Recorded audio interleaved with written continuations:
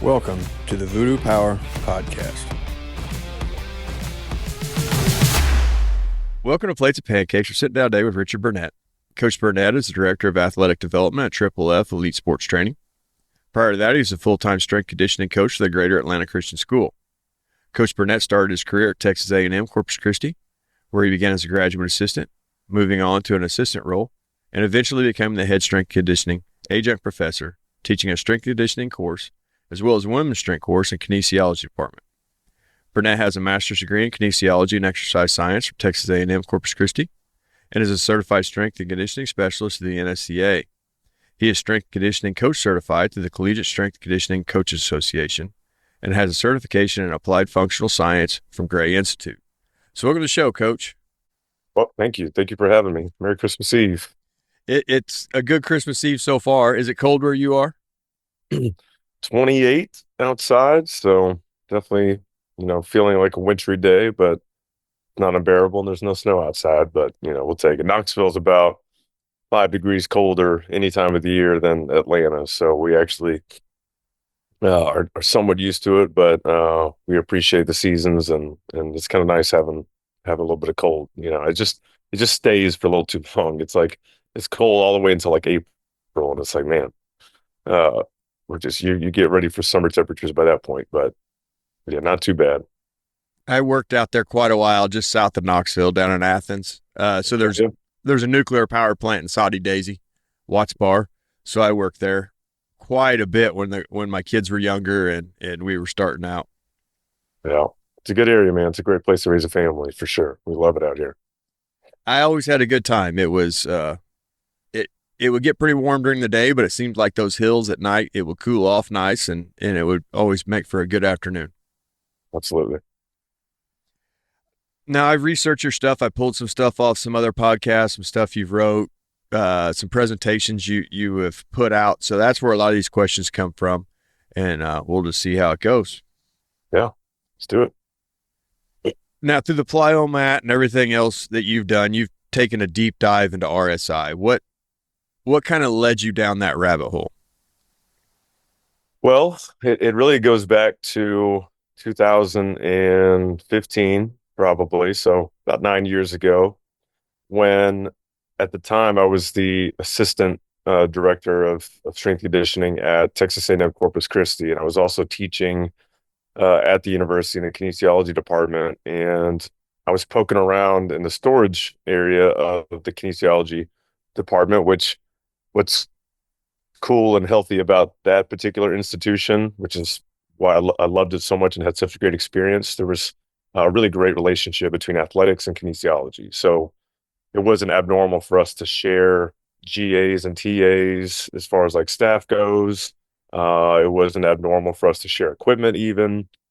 I mean, it was just a really healthy kind of relationship. And it's almost like when you think about like a Baptist church that I grew up in and how they also have a school and then they kind of just support each other. It's kind of what it felt like, mostly because the kinesiology department was so healthy and thriving, yet the athletics department facility wise was just really at the time pretty substandard. I mean, it was, you would hardly imagine walking in there that we were even a Division I institution, given that we had donated equipment from Gold's Gym and our weight room for our 250 athletes was in a old racquetball court. So I mean, it was something where like if you worked in athletics, you like needed the kinesiology department to like support you and help. And so with that, I was kind of in the storage unit poking around one day, and I found a Just Jump mat in there. And at the time, we were really only using the Vertec to measure vertical jump. And so I pulled that out, asked one of the professors, like, "Hey, why is this even here? Is anybody using it?" And they were like, "Oh, just one of those deals where they probably grabbed it at some point or purchased one for the purpose of research, or professor was just interested in assessing that technology compared to some others." And so I was like, well, I'm going to take it over to the weight room and put it to use for sure, because I just knew that it was going to be probably a more convenient way to measure vertical jump versus the Vertec. And so, even at that time, the technology was, 15 years old, and I'd seen it before from a distance, but we just never had one ourselves in athletics anyway. And so take it over to the weight room. We're using it, we're jumping on it. and I noticed there's a mode on there called the jump 4 times mode. So there's like, you jump 1 time, you click on that, it tells you only 2 numbers. It says flight time, how much time you were in the air, and then what it converts to is jump height. But if you do the 4 jump mode, you do your 4 jumps, and then it tells you 3 numbers. It tells you average jump height for all 4 of those jumps. It tells you average ground contact time for all 4 of those jumps. And then there's a number in the middle that I just didn't know what that was at the time when I first saw it and got super curious was what we now know as like RSI. But what Paul referred to it as in his manual for the Just Jump mat, who created the Just Jump mat, Paul McAjack, he called it the ELPF, explosive leg power factor. And what that was across the 4 jumps that you did on the mat, it was the average flight time divided by the average contact time. And so then you have, RSI basically. And so he had implemented that specific formula in that mode, kind of like in an experimental way, knowing how important in his engineering mind that ground contact time should be incorporated to some degree for athletic assessment than just vertical jump. So it's pretty cool that Paul intuitively knew that you should have that other metric that like let's look at it just really how quickly an athlete gets off the ground too, as well as how high they jump. And up until that point, I hadn't really seen that formally tested before. And that's really what just kind of sent me off into this like deep dive into RSI and there was a lot of research out there. I just had to go and find it. It's not something that I had just seen, blatantly before, like in the, you know, uh, in other products and other things kind of in the forefront. There was another company that was measuring it though already, and that was Fusion Sports out of Australia. They had the Smart Jump. So they basically had recreated the Just Jump mat, and it was a yellow one. It was yellow. They had an app. They had a light that would go off if it was like too slow or too fast. You can customize all that, but it was about $3,000 at the time. So there's, there's a reason why a lot of people weren't buying that particular product and doing RSI stuff. But for me, it was like, I mean, I was a pretty young strength coach. I was 26 at the time, 25, and was just so interested then with my own athletes at Texas A&M Corpus Christie, like to get numbers right away on just what their RSI was. And so I put up a little whiteboard in the weight room, and I put, we're having a little contest, and I said, hey, everybody that comes in to lift that day, whether it was because we all shared the weight room, right? There's 250 athletes, track, basketball, volleyball, soccer, you name it, they all participated in this. And it was just one of those deals where like I told uh the head strength coach at the time and some of my GAs who had other groups that they were working with, like, hey, make the kids do this because I really want to see, which athletes have the highest score. Like I just wanted to have some context for what was good. Is this even about a thing, a valuable test to implement going forward? And lo and behold, man, like our truly best athletes, when I say that, I'm not talking about our most athletic. I'm talking about like our all conference type athletes. Um, Soccer forward who'd scored pretty much all the goals for us that season had the highest RSI. Uh, our middle blocker for volleyball on a season that we went perfect in conference. Was an All-American basically, had the highest RSI. I mean, there were both those girls in particular were like in the threes, the low threes, which is really good for the 4 jump. For those who are listening and have used that mode on the Just Jump mat before, and then also our number one women's singles tennis player was off the charts, and of course some of our basketball players that were really good. And it was just like, man, this is. And then what was really telling was track and field. Our best jumpers, sprinters, hurdlers were freakish RSI scores as well. But then I started to see some other things like body weight had like kind of a negative correlation for some of our female track athletes, which was interesting, but also made a lot of sense. Like, you know, RSI in and of itself, as I began to dive deeper and deeper and eventually create a product that could further expand on it, you realize it's a very simple formula. And whenever you implement something that's super simple, like only flight time and only contact time, you start to see all these other variables that impact uh, athleticism and performance. And ultimately, what you're looking for is how elastic an athlete is. And you have to consider those other things, but still, by itself, RSI is still informative. It's still telling of an athlete's elastic ability, but things like body weight probably should be considered. Learning curve should definitely be considered. There was some other like drills and tests that I would perform even before doing the 5 hop or 4 hop or 4 jump rather, pogo tests. So all those things begin to get fleshed out later on. And so more of the material we put out now, as far as education goes with RSI for coaches that still have not been able to use it formally, like with a piece of technology, it's like to help build context around what you're looking at. And I've got a couple examples I'll share too if you want to dig into it even further as far as what we're noticing now. But there's a quick history lesson of at least me personally how I ventured into it and why I think it's awesome. It's always interesting to see how people get down the paths they get down. And it seems like more times than not, it's accidentally. It's, finding something that leads them further down a direction that maybe they hadn't considered. Yep, for sure. Now, what have you noticed improves RSI the most? Is it ankle stiffness? Is it increasing elasticity? What moves the dial the fastest for a younger athlete?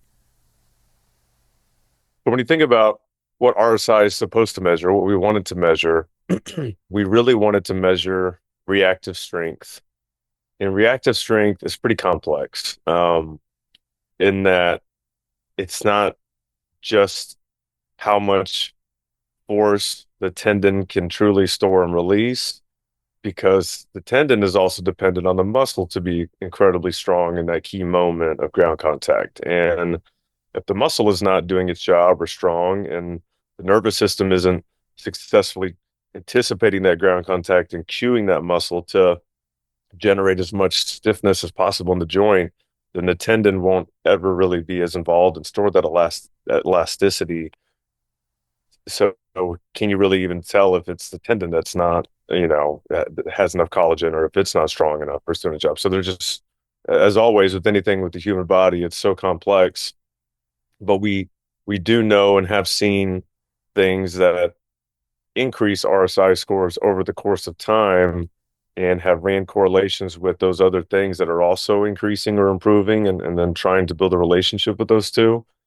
And one of the more interesting ones that I've seen, which is probably interesting to some of the audience listening, not as surprising to me with some of the research I've read, but relative trap bar deadlift strength, surprisingly. So like our volleyball team, for example, the girls that could trap bar deadlift the most according to their body weight was an extremely high correlation, like pretty much an undeniable statistical significance with RSI scores. And so much of that had to do with how strong they were in their trunk, right? Like if you're trying to be really springy and do this pogo test off of 2 feet on a jump mat, you need to have incredible trunk stiffness and core strength to be able to tolerate all of that force that's traveling through your body rapidly so that your lower extremities even can store the energy that you want. Like it's more than just your Achilles and your lower legs. Like the whole system has to be stiff. The whole system has to be strong, or else you lose some of that stiffness, rather, which the opposite of stiffness is pretty much compliance, which is like in the physics world is when there's deformation of a joint or of a system, and some of that compliance will happen if the whole system isn't stiff at the right time. So all that to be said, like with some of our female athletes, especially, just because I'm really clued in on volleyball, and we were such a good team that year, man, the girls that truly were like the strongest, just straight up, our stronger girls had some of the best RSI scores. They also happened to be some of our leanest in terms of like body fat and body comp. So then again, you still, I think, and what we're working on with some adjustments to our app and plyomat is we need to incorporate body weight into the mix to some degree. if not completely, just because it's obviously way more impressive that a D lineman who's 280 and 6'3" has an RSI of a 3.0 versus a cornerback who's, 195 has a 3.5 RSI and, he just weighs 100 pounds less. So it's like that has to be considered when you're talking about that system stiffness and to be able to tolerate the mass and the load with that particular test. So strength improves it dramatically.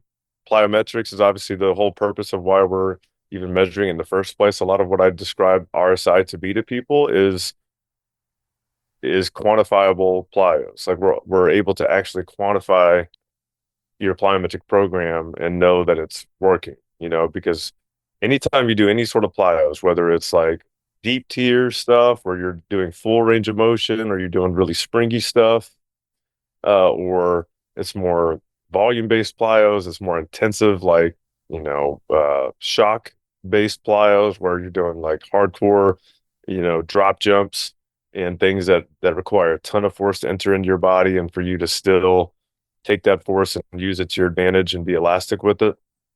All of that in training is stimulating the same things that RSI is attempting to measure. It's increasing your core strength. It's increasing how well you anticipate that force. So another way to maybe explain it is like it's like hardware and software. It's like if you beef up your computer by putting, more, horsepower in it to make it, ultimately produce more speed and it's or like think about a car too.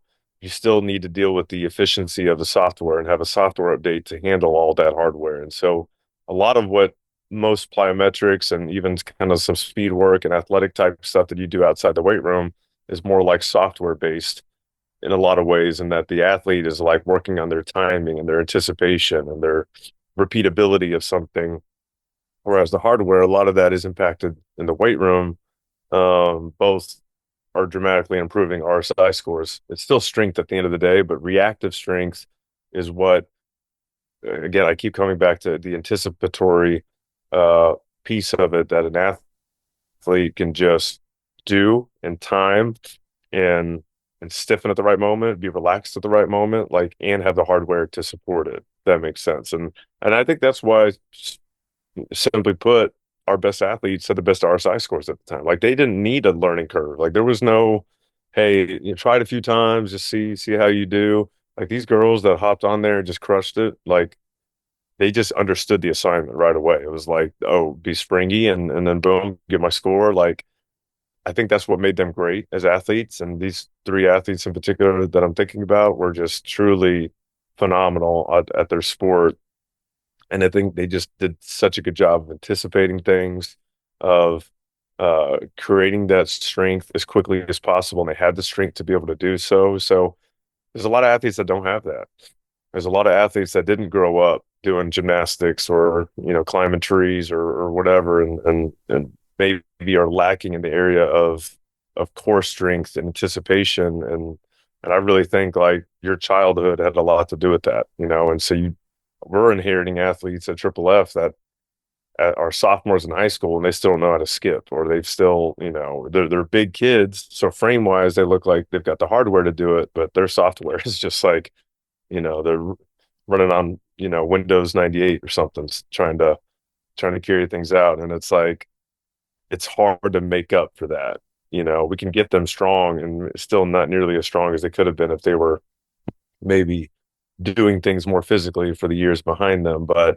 Um, but yeah, that's what I've noticed so far with RSI is that it's a really good assessment for that anticipatory deal, but it also really exposes weakness in the core of the system, and everything timing well enough. And we're talking specifically about the two-legged jump one. There is a single leg one, there is a lateral one, there are a few other ones that we're looking at. So things get a little bit more complicated in those areas of reactive strength. But at least for this particular systematic, my whole body becomes a spring. What we're looking at, it's all the things that I just mentioned for sure. I was going to get to some questions on some single leg RSI and some change of direction RSI. But what you said in there kind of made me think that maybe Barry Ross had it right all those years ago before he could really know what RSI was or see what it was. But he knew that athletes that got stronger in the deadlift, stronger in the trap bar deadlift were going to be faster athletes. And that's where you start getting into the what JT Ayers is doing and some other track coaches. Louis Simmons talked about it quite a bit. So somewhere along the way, they understood the correlation. They just didn't have the technology to show them what was going on. Yeah. And there's always the argument of like how strong is strong enough, and then maybe it's all software up to that point, you know what I'm saying? But you know, I befriended Ronnie Baker, who was third in Tokyo in the 100-meter dash, and or not third, he was fourth or fifth. He still one of the fastest humans on the planet, and he's from the Louisville, Kentucky. Ran at TCU, runs professionally for Nike, and just in conversations with him and watching him train from a distance, like he string trains often, you know, and he lifts a lot, lifts a ton of weight. He pushes himself in the weight room as well as is on the track. Does a good amount of loaded jumps and plyos, like many track athletes do. Um, but you just have to wonder in his journey, and this is something that I would probably love to ask him more about from a string training standpoint. Like, I think tracking his weight room numbers over the course of time is incredibly important because it also serves a little bit of a litmus test of like, well, you know, my trap bar is down 50 pounds or 100 pounds. Is that correlating a little bit with my horsepower on the track and how I feel with the stiffness that my body has relied on with that strength that I've had previously in college or, you know, at my peak days on the track. And so there's just so many things for an individual athlete that matter that their body depends on, that in terms of increasing performance, there could be a more obvious aspect of that chain and loophole that needs to be improved. And it could be weight room. But for some athletes, it absolutely could is not. You know what I'm saying? Some athletes are just so freaking strong that it's really kind of the last thing that they really need to be focused on. Doesn't mean you just allow them to just tank on all their numbers in the weight room, but it definitely is not an issue. You know what I'm saying? And especially when you're talking about bilateral strength and system strength, you now maybe need some more specific strength in terms of things that are a little bit multiplanar or single leg or some other areas that they're exposed or weak. But for sure, in my experience, in 6 years in a high school, have trained over 1,000 athletes that came to that weight room, which is a lot because we had 300 a semester and a lot of them repeated. But in 6 years, I mean, we trained for sure over 1,000 kids, and just I collected data on all of them. Our best athletes were a lot of times our strongest, and when I say strongest, I'm referring to 6 different areas of strength that we assessed: chin up, bench, squat, deadlift, rear foot elevated split squat, and clean were really the primary 6 that we used to assess strength. And the athletes that were truly like some of the best at all those, especially chin up. Chin up has a high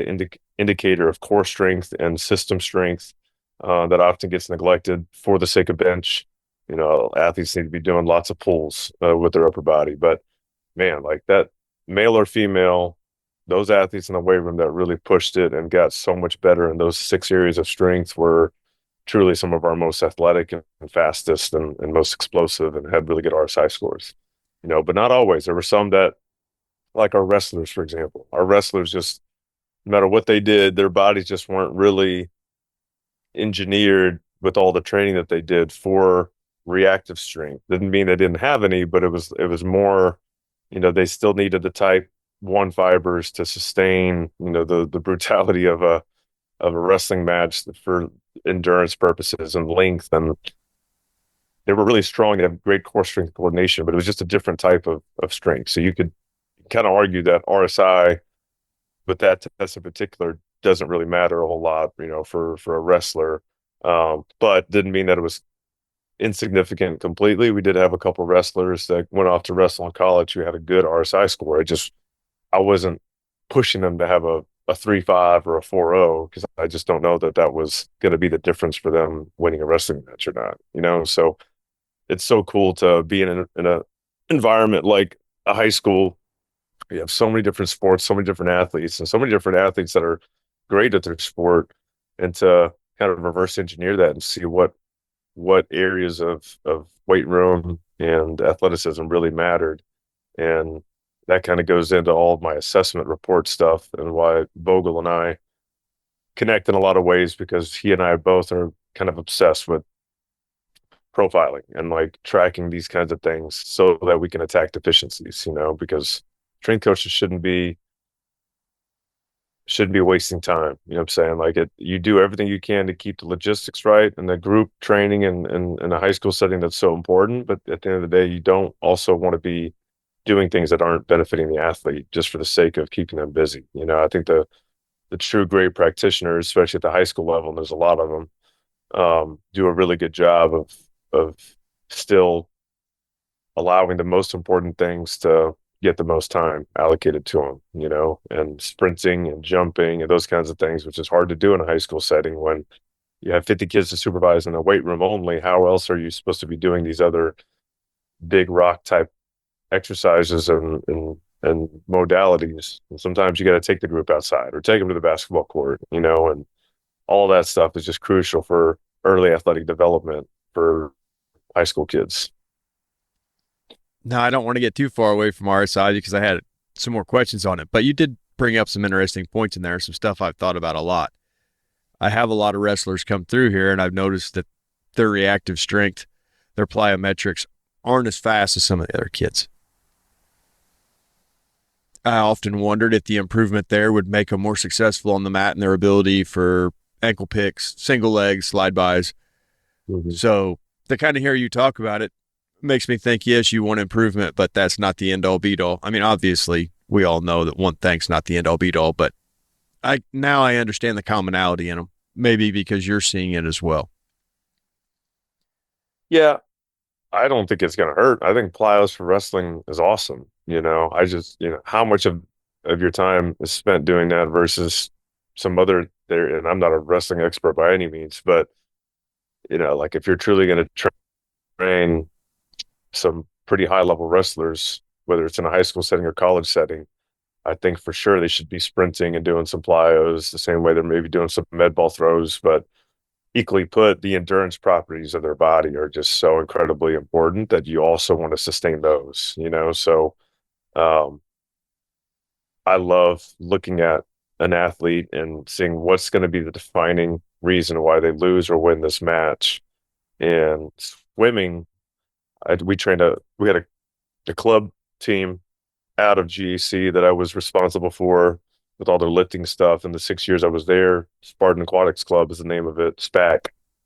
And we had some really high level swimmers there. Some that went off to swim at Virginia and Auburn, and with these particular sprinters, like the 100-meter um, swimmers, and you know the short course guys and girls. Uh, Man, like it was just so cool to see like their weight room numbers absolutely correlate to their times dropping. And when you ask yourself what's going to be the reason why they win or lose this race, to me it was like two simple things. Of course, it's always more complicated with swim form and technique, but it's how much horsepower they have. It's just like a drag race, right? And then how well they can tolerate that anaerobic threshold of like, you know, you're going to experience fatigue during the course of your race. Like, how well are you handling that and tolerating that? And what's cool is that our club director, his name is Carl Krug, was a Canadian Olympic swimmer, also swam at Auburn. He trained with Louis Simmons. Like he went to Westside, and in his off season when he was a pro swimmer, an Olympic swimmer, he trained at Westside, and he did tons of like prowler pushes and like hardcore, heavy loaded things for time and for distance. You know, as true dry land training to really push that anaerobic threshold as well as increase horsepower. And he attributes much of his success to that and the prowler. Like he was like, man, we have to do the prowler like year round. And I'm like, absolutely, that makes perfect sense. Like we're increasing strength and we're building anaerobic endurance at the same time. We're just programming in different ways, whether it's, you know, super heavy for 10 yards or, implemented in the circuit where they're trying to see how much yardage they get in a certain amount of time or whatever. And so, like, that is is an oversimplification of when training short course swimmers, how you can improve their performance, getting them really strong in the weight room and helping them overcome that anaerobic threshold is has a pretty high carryover, and that's what's fun about training athletes like that are like single event, not many other variables involved. It's just individual. They're just swimming as fast as they can and trying to beat, the other swimmers in the pool. Wrestling obviously a little bit more complicated than that, but at the end of the day, what else were we doing with those swimmers to improve that? We were also doing plyos because I think reactive strength is important at any point in time when you are transferring energy on your turn in the pool, or even just every key moment that your your swim stroke is having to pull to the other side of your body, and you're just trying to maintain the stiffness. So I love plyos. The plyo mat exists for the purpose of helping coaches teach them better too. I mean, the plyo mat's a tool. Like, it's giving the athlete immediate feedback on how much time they did spend on the ground or what their RSI was with that particular movement. And it's not necessary to get that feedback always on every drill that you're doing, but to get it for an athlete, to make sense on a drill that you're really trying to teach that they're struggling with, because it's not always natural for an athlete to be springy. Like, a lot of kids, like I said, didn't grow up, doing springy type things, and maybe didn't play basketball or didn't, do a cartwheel growing up. And so they just don't have that great timing and cueing of things. Whereas some of the best athletes you see, in the college football playoff right now, like Travis Hunter doing an East Bay dunk and, the Buffaloes pregame for basketball, like those athletes, man, they're just so incredibly springy and elastic. You just want to know what they did growing up. Like, it's immediately where my head goes. Like, I bet Travis Hunter was a lot of fun in elementary PE. Like, he probably dominated every event, and that needs to be encouraged more. And I give so much credit to our elementary PE teacher at GAC, and so will Gary Schofield. He talks about her all the time. Her name is Christy Shelton. She was a PE director for GAC for the elementary level for like 35, 40 years. She's just now retiring. And the stuff that she had the kids do athletically and with the games, and how intentional she was, especially even like the mile run that we were doing, and just how the competitive environment she created. Those were the athletes that we inherited later in high school. Like, GAC is a very tight-knit community of kids that went through that whole school and developed over time. Like, that's real long-term athletic development. They were doing RSI and plyos, at the age of 8 and 9 and 10 without realizing it, because they're just being kids and just developing those properties of stiffness and early athleticism. And by the time we got them, like, all we had to do was increase their hardware for the most part, and just get them really freaking strong in the weight room, because they were already so athletic. And those kids ended up at Navy as the captain of the football team, and at Utah playing lacrosse as the captain of the lacrosse team. And we just had athletes. We were just an athlete factory over there. So much of because of how well we cared for them in high school. But elementary and middle, just the amount of work that they put in all day, every day at school, in regards to sport and athleticism. It needs to be talked about more, because I would be foolish to say that, like, what we're doing in this 6-month period is significant when you backtrack, give credit to the people that have been pouring into this kid's life for 15 years before that. I think that needs the parents included. Like, thank you for having made your kid do blank, because now they're ready for blank. But that's not always normal. Like I said, we inherit a lot of kids that haven't done anything hardly in PE, or they just never were really challenged athletically. And PE was just roll the ball out and go play, instead of actually making them do some pretty intensive sporting tasks. So now, you talked about a lot of stuff in there, and we can hit all sorts of rabbit holes through that conversation. But before we get down too many more, are you seeing that single leg RSI is becoming more important, or is it still staying with two leg RSI? Um, I think there just needs to be some more formal research on it. I've been doing it with our kids, and for 2.5 years at Triple F for kids between the ages of 11 to 18, I'm collecting a lot of data. We're doing a continuous 5 jump RSI, and we're doing a single leg max 1 hop RSI. And I need to run more correlations here soon. I've run some a year ago up until that point, trying to decide if I wanted to keep it, honestly, because I'm like, I mean, this is kind of time consuming. Do I really need to keep doing single leg RSI, or should we just keep doing the 2 leg? And I pretty much came to the conclusion that single leg RSI for my population here at Triple F in Knoxville did have a really strong connection to early and late acceleration phases of sprinting. So I thought it would maybe have more of a correlation with top speed sprinting, but because these kids aren't track trained, they still struggle with even anything beyond the drive phase, like top speed mechanics and having the stiffness and coordination to be really uh, good about, cycling and being upright, sprinting and still increasing velocity, like that you learn in track, running beyond 50 meters and running 100 meters, 200. Most of these kids that we train are football players, baseball players, basketball. Like they just don't have to typically run beyond 50 yards and be timed on it, which is where top speed really gets manifested. So I theoretically in my mind thought single leg RSI would show more top speed, like 40 yards and beyond, but it's kind of more showing how well athletes are handling the forces at the early and late acceleration points, which is like 5 yards, 15, 20, which when you talk about it and think through it, it does make sense because single leg RSI, the way we test it, an athlete is bouncing on their left leg, they push forward on that same left and then immediately attack the ground, get pretty much as high as they can, and they get to land on 2 feet. But if they try and get too high, then it's just going to be slow coming off that mat. So the athletes that can pretty much hit that mat at like a 0.21 contact time and still jump like 15 inches off that same 1 foot,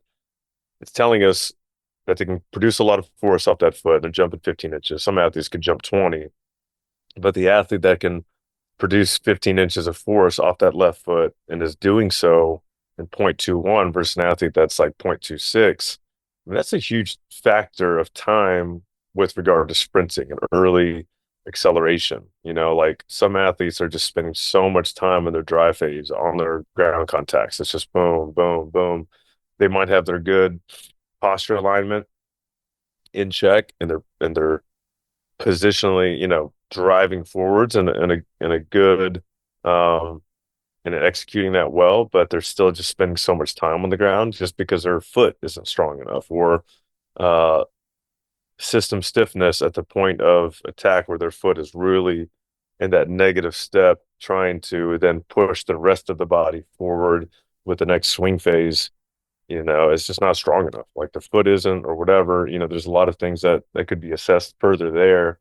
And I think for that reason alone, single leg RSI holds a lot of value because it really is just truly dialing in like how much reactive strength does this foot have or this one moment have, left versus right too. And if your left and right are off, then even in your your gait, like you're going to be like holding too long in the one side versus the other, and that can mess everything up.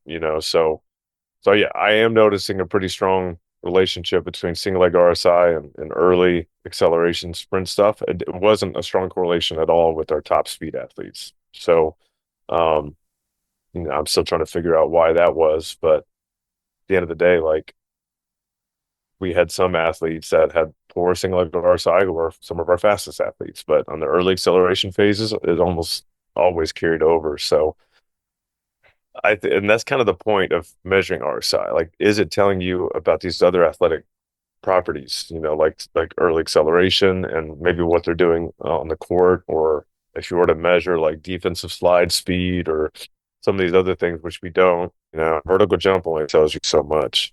And I think it really helps build context all around whenever you're looking at elasticity, agility, speed, and all these things. So, Now, I guess I had never thought about it. Are you seeing a lot of asymmetries in single leg stuff? Are you seeing one leg being really faster than the other? That was an interesting point that now you can start building balance and then you're not in one side longer than the other. yeah, that's why a lot of people do it too, and especially in the physical therapy world where you have return to play situations, like obviously you're going to have that with an athlete who is rehabbing. Um, and also why force plates are very popular because you can just perform a bilateral movement on two legs with biaxial force plates and get that information left and right without even having to really target the one side. And so, yes, you are seeing that, but what I've noticed is it's not that significant though across the board. It's not like a problem. And I think like anything else, it should be addressed in just a long-term program rather than like, hey, let's just do a ton of single leg hopping on this one side till it gets better. I think any healthy strength conditioning program should be able to even that asymmetry out over time without having to like just absolutely isolate that, thinking that that's going to fix it. Same way you might have a strong right arm versus a strong or a weak left arm. Um, Things should be balanced out in the weight room over time without having to stress about it or worry about it in a healthy program. Um, but in the situation of an athlete who truly like injured that part of their body, I think there needs to be more of an intervention from a sports med standpoint to catch that side up, or because it could be a structural issue, it could be something happening locally at that joint that's just not ready. The tissue is not strong enough. The software is totally, out of date because it just had surgery, or some major trauma to the area. So, uh, having those single leg measures too over time helps you with an athlete get back on track because you have some of that old data to refer to and to know if they're ready to be totally released and back in their sport because their number actually is what it was before. I think that is becoming more common sense these days with pro athletes and collegiate athletes and all this data that they're collecting when an athlete does come back. There's always like, are they ready yet? Are they cleared yet? That whole concept of being cleared, what does that even mean? Like whose standards are being used to say that they're globally ready? Like they might be cleared locally, like at that joint, and it's strong enough and it passed their test that they determine we're strong, but like globally, is their kinetic chain ready to do the exact things that it did before the injury at a really high level? And I think you need more standards and context for that to determine whether an athlete's truly like cleared. You know what I'm saying? So you'd mentioned chin ups earlier, and I was kind of wondering. I think Charlie Francis got down this path, and I know Bill Parisi's been looking at it. But do your kids with good chin ups show a better single leg RSI because of lateral slings? Uh, I hadn't necessarily gone as deep as assessing, lateral sling and a lot of that, which I know is becoming more popular these days, especially as you're trying to just understand the complexity of the body and core, what core even means to navigate all these forces and the cross sectional area of strength that actually happens in chin up, being that it does such a good job of targeting the entire core in and of itself. I have noticed personally that our best chin uppers, our best athletes that had just phenomenal chin up strength and pulling strength, whether it was due to lateral sling or not. And again, that's something that I just wasn't able to assess at the time or that I wasn't even really thinking about. Um, we had kids that would put 245s, on a dip belt between their legs and still rip off a couple reps. And, one kid in particular went off to start as a freshman in the ACC championship at North Carolina, playing safety. And it's like, he would also rear foot elevated split squat 385 pounds. And so, what is rear foot elevated split squat telling us about their ability to handle force cross sectionally, left versus right? And so, between chin up, rear foot elevated split squat, the more other common strength measures, I have seen for sure that our best performers in those tests, we're our best athletes. Again, whether or not that's due to lateral sling in those specific areas or not, I don't know. But I just know that those two movements in particular, I'm taking with me forever with all athletes. Like we do a ton of chin ups and pull ups to the point where we put it on a pedestal. It's like, man, I want like a new max chin up every time we retest, and I want you to be as obsessed with chin up as you are with bench press, and just having kids understand the value of it, and because of it cueing in so much more of true strength in your body versus just laying on your back and pressing.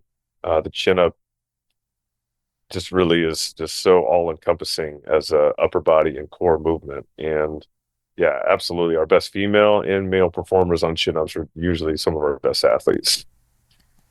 I'll take that a step further because what has me down this rabbit hole is doing a little bit of tempering. What I've noticed in tempering is your rotational athletes that are right-handed, their right leg's going to be shorter than their left leg. Mm-hmm. Will that show up in a single leg RSI assessment because the right leg has to go a further distance? Will it show up one way or the other? If you're dealing with a strength athlete, it may help them. If you're dealing with a reactive athlete, it may hurt them. I don't know. Yeah, that's a really good point. Something to look at. Like we said, RSI is pretty complex. It itself isn't, but what we're trying to get it to do for us is usually a little bit more intricate and complicated. And yeah, like just to say that you're going to just drop in single leg RSI for all athletes and the higher the number, the better, I think is a little ignorant. I think the type of athlete that you're doing it for matters, whether it's a golfer or a pitcher, how much value does single leg RSI hold for an athlete like that, especially when, to your point, a side of their body is pretty much engineered to be actually worse than another side. So what is it telling us? Like, and there's a whole nother uh, kind of debate of asymmetry and how much we're supposed to get athletes to be symmetrical. And there's a lot of things now with injury prevention where you take an athlete who's, in the NFL and they're a tight end or a 10-year veteran and you're trying to keep them healthy. And then you do all this work to intervene to get their joints to have same range of motion on one side as the other. And you have this idea for what is healthy and what's homeostasis and trying to fix a few things.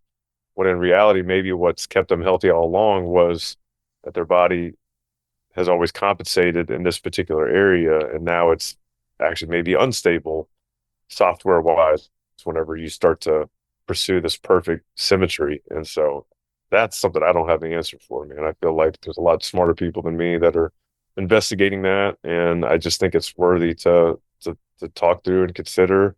I think major asymmetries are pretty obvious that we should keep from getting worse, and maybe that's the answer, which I think the weight room does a really good job of that. Like I said, a solid strength conditioning program that touches on a lot of things and the athlete does consistently well over time, which is why athletes are usually their healthiest in high school and college before they get to the pros, is because they're put in this box and they have no choice. They have to show up to the 7 a.m. lift. They have to do those exercises. The strength coach is on them. Before the transfer portal, it's like you're in there in that system for 2 years, 3 years, 4 years of just pretty much the same, thought processes and getting all the same good reps every Monday and Tuesday and Thursday. You take them out of that system, and kids are jumping into a new strength conditioning program with a totally new philosophy every year. And in the pros, they're not even doing hardly anything in the off season, depending on how, uh, when I say hardly anything, I'm talking about like a true like 6 week, 5 day a week consecutive off season training program of running and lifting and like just pros just aren't really doing that. And that's just the reality. And a lot of pros will tell you that. I'm talking definitely about the NFL. That might be the reason why they're actually getting hurt or not uh, as keen to their previous form of stability and durability before. And I think the weight room just has done so much for them up until that point, and then it gets neglected, and I think the weight room is really what keeps athletes from getting to asymmetrical. We're getting to, um, you know, off balance from your previous form. Like they're playing at that level because of all the things they had done in the past leading up to that point. And then those things just get neglected all of a sudden. And then that's when I think bad things happen. So I'm a little concerned about the future of college football and pro athletes in terms of durability because of that one reason. And it's like they're not doing things consistently anymore, like, as far as lifting and training goes. So that's a whole nother kind of rabbit hole we can go down, but definitely worth saying and pointing out for sure. I know you talk about RSI a lot, so I'm sorry to hit you with all them, but as I get better with what I want to do with it, it was nice to have you on and ask that. I'll hit you with a few more. I know it's Christmas Eve and you got things to do, so I'll try not to keep you very much longer. But I listened to a presentation you did while you were still at Corpus Christie, and I pulled a few questions from that. It was a really good presentation, by the way. But you got into a few different things. Over roundness and weakness in sport. If it's naturally there, it'll only magnify under stress. So improving, I guess, the athlete's ability to stay stiff so that in sport it doesn't expose a weakness. Does that come from overall strength? What are you looking at to try to help the stress of the game through what you're doing at Triple F? Yeah, so I guess to understand kind of exactly what you're asking, it's like, are you talking about maintaining a level of stiffness that the athlete, has accrued over the years to be good at their sport, or you're talking about like overall improvement to get them better? Well, I think we'd be talking about mostly a younger population, probably a high school into college. So I guess developing it from nothing. As you see athletes now, Hmm. they don't spend, like you mentioned earlier, they don't spend the time in the world developing the natural postures that we may have had when we were younger. So now you have to develop through a weight room. Yeah. That way the sport just doesn't crush them. You looking at posterior chain stuff, you looking upper back. I know it's a mixture of everything. I was just trying to get deeper into the question from the Yeah, presentation. But I got you. It really is a mixture of everything. I'll just give you a few examples of ways that I try and really incorporate some of this core strength that we're talking about. Like at the end of the day, like I look at just the trunk, man. Like and call it lateral sling, call it, some of these other things, but I want as much core stability as possible, whether it's kind of volume based, whether it's really intensive. Like obviously lifting heavy weights does that, and it's such you know a, a one-sided kind of form of like loading to generate as much core strength as possible in that key moment. But also like crawls, for example, would be a great way to incorporate some of this core strength that I feel like a lot of these kids are lacking. And it's like to be able to forwards and backwards bear crawl and lateral bear crawl without, dying, or like a crab walk or something, or like even like old school stuff, like, push-ups, dips, and chin-ups, man. It's like those used to be just a bedrock of fitness and strength. And then now it's almost like too simple that people are like, I don't want to do dips, and I don't want to do push-ups or chin-ups, or, even like just body weight squats or single leg squats. It's like, man, like those things you do for a 10-year-old, over the course of time and get them really freaking good at push-ups.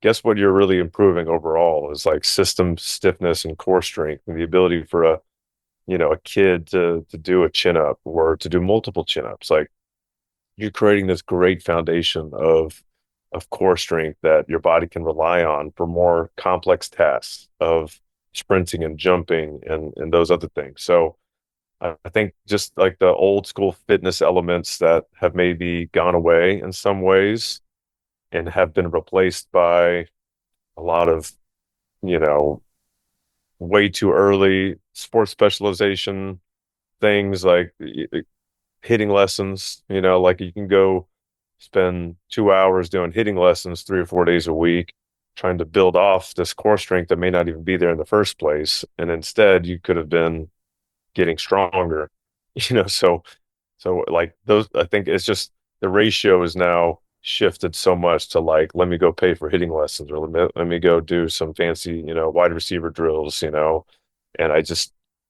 unless you're also building the hardware behind that, like I feel like it's just, you're going to be limited. The ceiling is going to be too early with some of these other sport tasks. Whereas in the past, not everybody was a hitting coach or not everybody was doing all these extra offerings and trying to make a buck off of you. Like it just wasn't as normal. So you would just do really sound practices at PE or at school where you were just like really working out hard or really being pushed hard.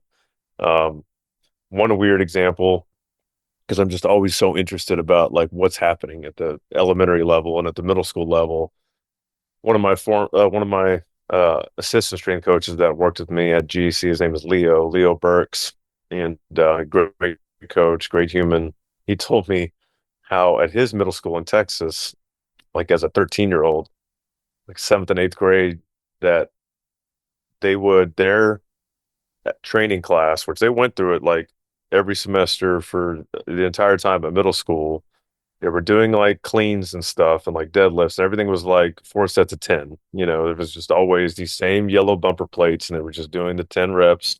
They were also running like 800 meters around the track, running stadiums, sprinting, like jumps. And it was just really simple stuff. Like they were just timed 800s. It was just like track based stuff. It's like time long or like measuring a long jump or a broad jump, but they did it freaking every day. And he just talked about how like at the time you probably hated it, but like if you met Leo right now and he's, 34 years old, 35 years old, and if you saw him at a conference and he put his backpack down, he would still hit a 40-inch vert. Like, I mean, he broad jumped 11 feet in high school, ran like a 10.7 in the 100-meter dash. And in Texas, that's actually not good enough to get a scholarship, which is mind blowing. So he was just so freakishly athletic. And he may have already had that genetically speaking, but it's pretty commonplace in Texas, especially for there to be so much track talent and football talent. And I think there's just a lot happening in middle schools there where kids are just like what seems like torture to them because they're just like being run into the ground, like to stay busy almost. Like they're they're training their body and they're basically changing almost like their DNA, like with all those constant repetitions to just be like fast and to be strong. And hopefully it's being done in a way that's not hurting them, which you can only know based on the program you're going to, like how much is too much, with some of these maybe not so qualified individuals coaching these kids and having to do these things. But it's pretty common in Texas for a lot of that to be happening, in preparation for they want that kid to be really competitive in high school when they run track or in high school or in football. And Texas athletics is just so different from other states. I know there's some states that do it really well too, but you truly feed into your high school in Texas. Whereas like some other schools, just because like the high school coaches, they're not what do you call, community coaches that have other jobs selling insurance and then get to coach football. If you coach football in Texas, you have to be full time. And part of that responsibility is you actually go and visit the middle schools that feed into your school and you're helping them run their practices. And so you actually have direct responsibility over the middle schools that feed into your high school. Like you actually have to report with them. And it's just such a like hardcore construct of how things are supposed to go feeding into it and that they've built that over decades. Whereas like here in Tennessee, that just pretty much doesn't exist. Like you're like a free agent in middle school. You pretty much get to pick whatever school you want to go to.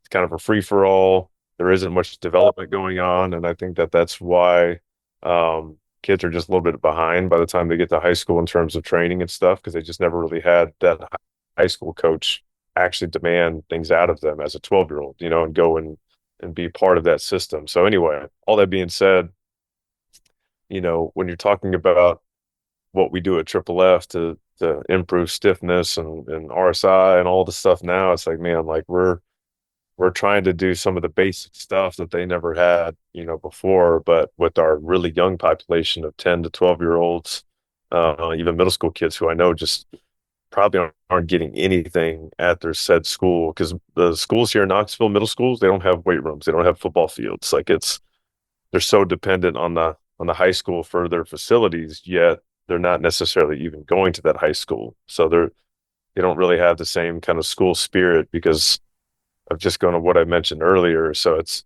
a little disconnected in that way. I think Nashville maybe is a little bit better than that, but Knoxville, for whatever reason, facilities wise, middle schools have like hardly anything. And so we exist as Triple F to serve those kids and families because otherwise they don't really have much. So what are they getting as far as training goes in terms of like learning the weight room? Where are they doing plyos and other good speed work early on if they're not running track or not doing other sports?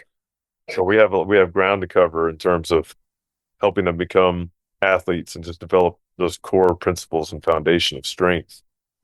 And I think that's really our main purpose, man. We do a lot of middle school work here, and we do train a lot of high school kids too. But I'm definitely very passionate about training these middle school age kids. Well, I'll hit you with this last one. I know you get your boys around and you're wanting to hang out and enjoy the day. But as I've been following you, I know that you're big in the FCA. I saw you earlier this summer. You were using your pools for baptisms, doing different things like that. And then on top of that, I talked to a lot of coaches, and your name comes up a lot as you have helped them with different needs that they've had over time. You've been generous with your time. How important is that to make yourself available and be a mentor and try to help people find themselves? Well, I guess it's just kind of how I was raised. My mom's from the Philippines, so her whole life is just she's just a servant to other. A lot of Filipinos are that way, just in their personalities and just kind of our. It's like a cultural thing to really just be giving and serving. Um, and so that's kind of all I've known and seen just from growing up in that household and with her. And man, I for sure am just at a point in my life where like the thing that's most valuable to me is my investment in others. Like there just really isn't anything more fulfilling. And it just shifts from now having my two boys that, I got to spend more time with them and then my investment in them looks different. So maybe I'm not able to invest that same amount of time that I was before, doing a lot more, presentations or having conversations because I'm trying to spend more time with them, or my wife. It's a constant investment into adding value to her life. And so, there's a shift always, but at the end of the day, I still, and I'm not perfect in it. Sometimes I'll think that there's value in business or in, you know, notoriety or like my place in the industry or whatever. And then God is just reminding me of like, no, that's not nearly as important as being present and just loving on somebody or discipling an athlete or leading a Bible study at Triple F on a Monday night or like with our combine guys every Wednesday morning, we do a little breakfast and 30 to 45-minute kind of devotional. And it's not like it's mandatory to make them do it, but if we have these 8 to 12, 23-year-old men who are just looking for God's will for their life and they don't know if they're going to play professional football or not because nothing's promised in this world, like that is such a key opportunity to help them become a man basically and like look at what it really means to be a man and to be after God's heart instead of what they think might be fulfilling in playing professional football. Like there's just more to life than that, and that's an occupation, that's a job, but that's not your identity, that's not your overall purpose in this world. So we talk through that and we're pretty blatant with those conversations too, and we've got like Pro Bowl football guys that Lee played with in the NFL that come down and help do the O-line stuff. And they're in those conversations too, basically reiterating the same thing. Like, man, football is just, it's a job and it's a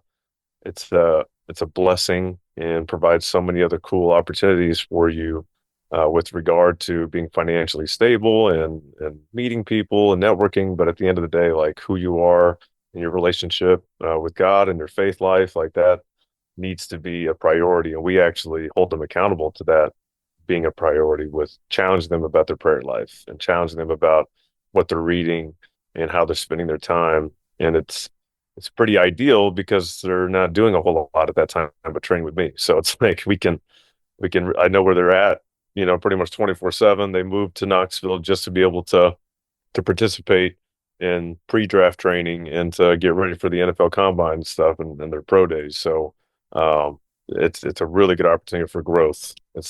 There's not a whole lot of distractions, and so when you saw the picture of one of the guys getting baptized and things like that, that was just a natural manifestation of an athlete hitting pause in their life, focusing on just the things that really matter. And then at the end of the day, being led and called to do that, and giving their life to the Lord, which is awesome. So that shifts to that group this time of the year, starting next week, pretty much, all the way through March and to the draft in April. So much of my time is going to be devoted to those guys.